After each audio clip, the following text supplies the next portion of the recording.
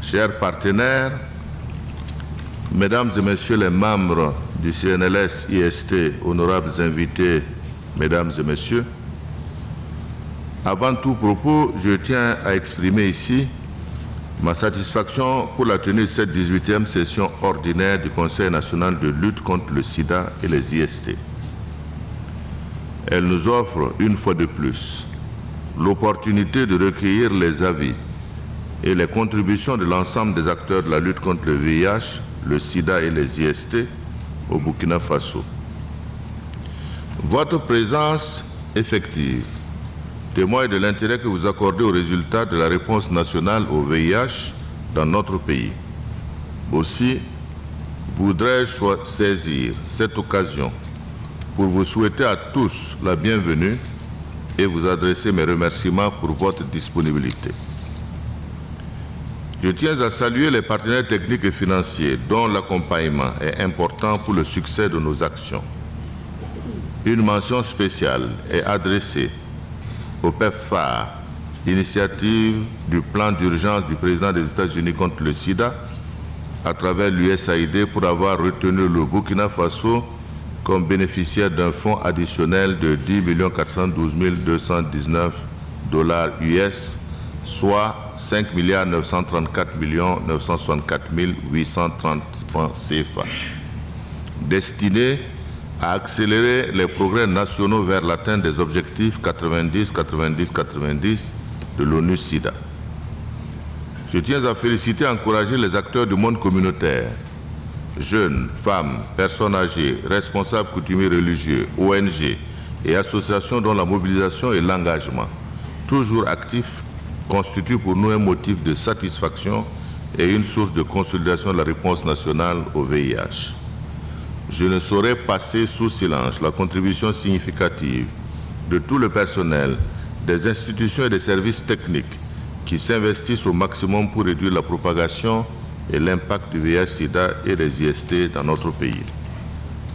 Mesdames et Messieurs les membres du Conseil national de lutte contre le sida et les IST, l'engagement du gouvernement burkinabé dans la lutte contre le VIH, le sida et les IST, élevé au rang des priorités, est confirmé par la tenue régulière de la session du Conseil national de lutte contre le sida et les IST.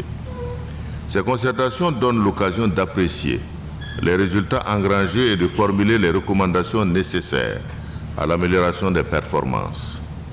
La présente rencontre, qui se tient un an avant la fin de la mise en œuvre du cadre stratégique national SIDA 2016-2020, vise les objectifs suivants: valider les résultats obtenus et les performances de la mise en œuvre des interventions en 2018 et 2019, approuver les orientations et les priorités définies pour l'année 2020.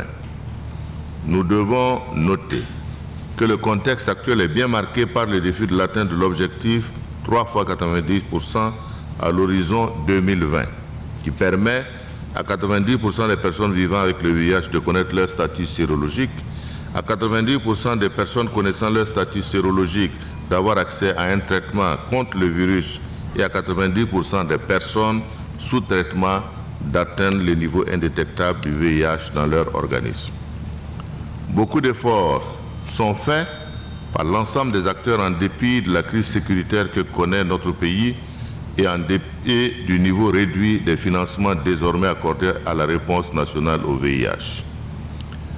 Des progrès importants ont été enregistrés en termes de prévention, de nouvelles infections, de prise en charge, de soutien aux personnes infectées et affectées par le VIH, de prise en compte des questions de droits humains et de gouvernance. Le renforcement du ciblage des interventions a porté un accent particulier sur l'inclusion des nouveaux groupes identifiés. Je cite par exemple les personnes handicapées, les déplacés internes, les réfugiés, pour lesquels les plans d'intervention spécifiques sont en cours d'élaboration.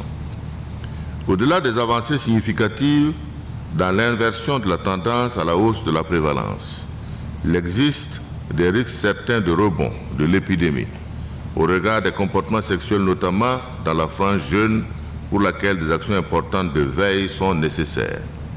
Seule la réduction drastique des nouvelles infections nous permettra d'amorcer l'objectif international de mettre fin à l'épidémie du sida à l'horizon 2030. Mesdames et Messieurs les membres du Conseil, cette session ordinaire sera également consacrée à l'examen et à la validation des termes de référence de l'élaboration du prochain cadre stratégique national de lutte contre le VIH, le sida et les IST pour la période 2021-2025. Son élaboration se justifie par le souci de renforcer les acquis et de résorber les gaps en considérant les nouvelles innovations qui sont de plus en plus développées et appliquées pour mieux atteindre les résultats escomptés à moindre coût. Au cours de nos travaux, nous allons donc analyser les progrès accomplis et formuler les orientations pour améliorer les performances en 2020. Je vous invite donc à des discussions franches et constructives afin que les conclusions de nos présentes assises favorisent une mise en œuvre harmonieuse des orientations futures de la lutte contre le VIH, le sida et les IST.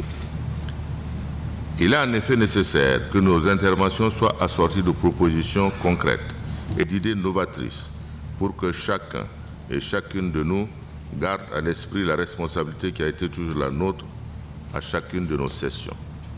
Sur ce, je déclare ouverte la 18e session ordinaire du Conseil national de lutte contre le sida et les IST. Plein succès à nos travaux. Je vous remercie.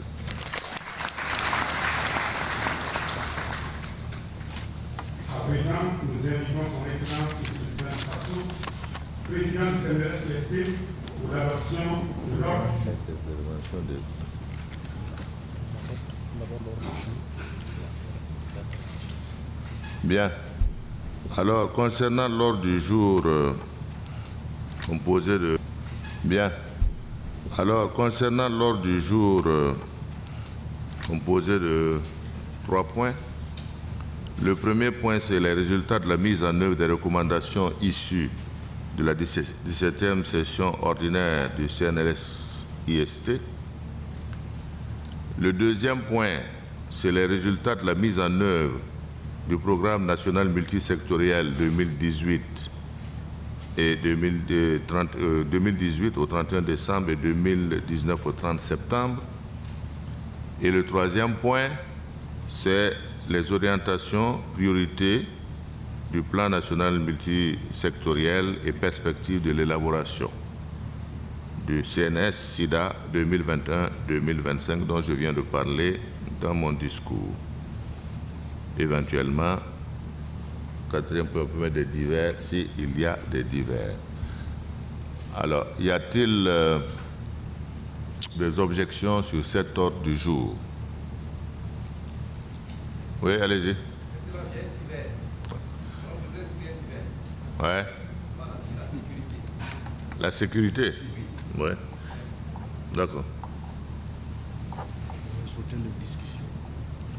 On va sauter le point de discussion. Non, c'est bien. Donc, au terme de l'ensemble de ces exposés, donc, nous aurons l'ensemble des discussions qui vont s'enclencher donc, sur les différents thèmes qui auront été abordés.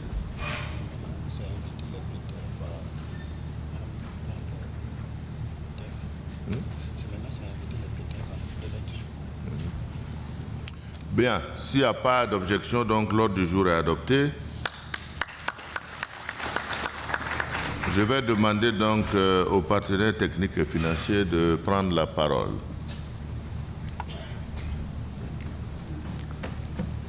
Je voudrais, à travers votre micro et au nom du président du FASO, qui est le président du Conseil national de lutte contre le VIH, SIDA et les IST, féliciter l'ensemble des membres qui ont répondu présents, malgré que cette réunion ait été programmée et reportée, pour venir, pour qu'aujourd'hui nous puissions regarder ce qu'on a déjà fait, à savoir le plan national multisectoriel 2018 et 2019, et envisager l'avenir à travers le plan national multisectoriel 2020 et les prémices pour l'élaboration du nouveau cadre stratégique 2021-2025. Il faut dire, grosso modo, que nous avons noté ensemble que des avancées notables ont été faites, aussi bien sur l'accès au traitement, aussi bien que sur la prévention, aussi bien que sur la solidarité, la protection des personnes vivant infectés ou affectés par le VIH. Des pas énormes ont été faits, mais également nous avons constaté que beaucoup de choses restent à faire. Pour ne donner que quelques chiffres, nous sommes partis, comme ça a été dit dans la salle, autour des années 1997, autour d'une prévalence qui était au-dessus de 7% en population générale. En 2018, nous sommes à une prévalence qui est en dessous de 1%, exactement 0,7%. Donc il y a eu de l'avancée. Nous sommes également partis dans un contexte où le traitement n'était pas accessible, aussi bien sur le plan géographique et financier.